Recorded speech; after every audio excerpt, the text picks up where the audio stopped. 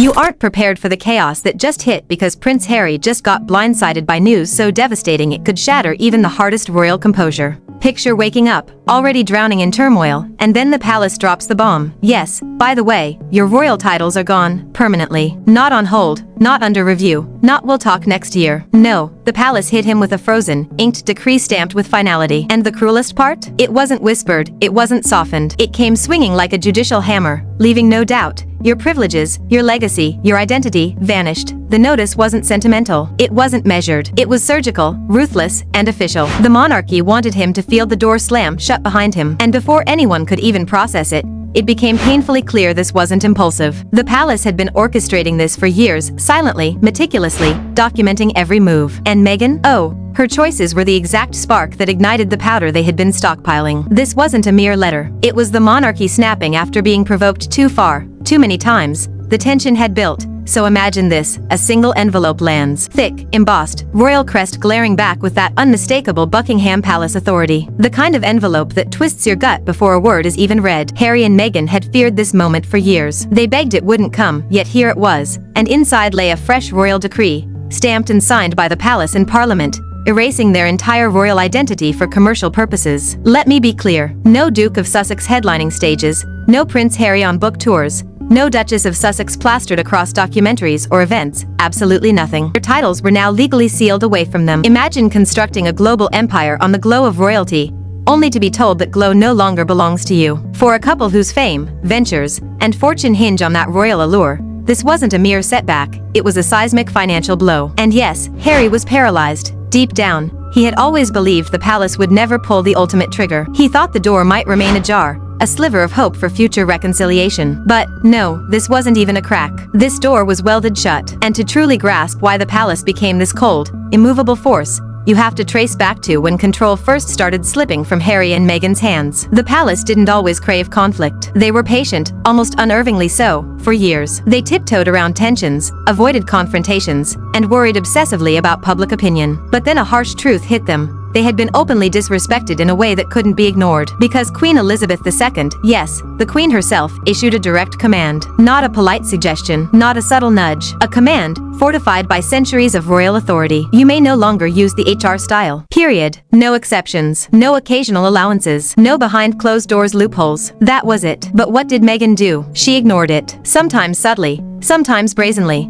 Sometimes with such confidence that even seasoned royal advisors were left speechless. And here's the messy, undeniable truth. Using HR, using it without permission wasn't a harmless etiquette slip. It was outright misappropriation of royal property. HRH doesn't belong to anyone personally. It belongs to the crown. When the crown commands stop, you stop. Every royal knows this. Royal 101. But Meghan either didn't grasp it or outright refused to obey. And the palace noticed, every single time. First, Vancouver, where their initials flashed on screen in an HRH monogram. Small, yes, but unmistakable. Then Nigeria. Their farewell dinner announced them as their Royal Highnesses, Duke and Duchess of Sussex, with the British national anthem swelling, the crowd standing, the full ceremonial fanfare, despite the Queen having already revoked that right. Then Colombia, where they received full royal styling, with protections usually reserved only for heads of state. Then Meghan, signing gift baskets with royal-style signatures, then accepting honors reserved for active working royals. It didn't stop. Each incident was another jab at a dormant lion. And finally, Ukraine, publicly using HRH for Harry. That was the spark. That was the line crossed. The palace's patience evaporated like smoke. This wasn't confusion. This wasn't oversight. It had become a deliberate, relentless pattern. Watching all of it with clenched jaws was Prince William. While Harry and Meghan traveled the world enjoying royal treatment without the title,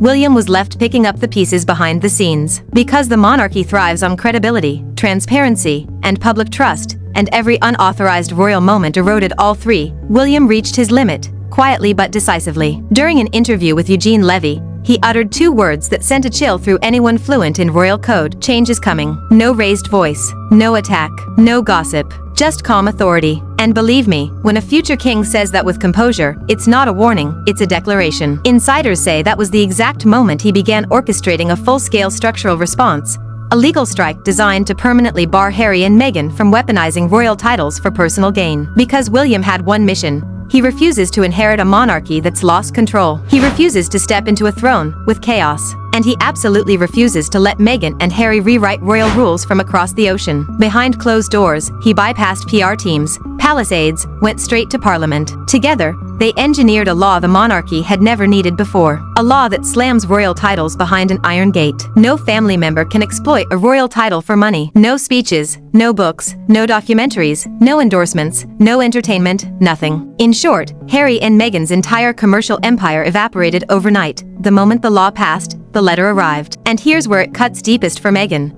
Because no matter how fiercely independent she seemed, her global persona had been built entirely on the Duchess of Sussex title. It opened doors. It fueled her brand. It made Hollywood obsessed. So when Parliament declared that royal titles can no longer be used commercially, Meghan was suddenly staring at an identity crisis she never anticipated. Now she faces three stark choices: Rachel, Meghan Markle, Rachel Mountbatten Windsor, or Mrs. Mountbatten Windsor. And with each choice, that fairy tale aura she's carried since 2018 slowly crumbles. Sources say Meghan wasn't just stunned, she was wounded. She truly believed she could keep the brand alive even without being an active royal. She imagined being both a California star and a global duchess. But royalty doesn't bend that way. When the crown withdraws permission, it isn't just a career setback, it's a personal identity erasure. Now Meghan is left facing a question she never wanted to ask. Who is she without the palace behind her name? And as they tried to process the emotional blow, reports emerged that Harry and Meghan immediately sought full legal counsel, strategic advisors, not casual conversations. They argue the new law is unjust. They argue it limits their freedom. They argue William pushed it for personal motives. Insiders even hint this could escalate into a full-blown legal battle,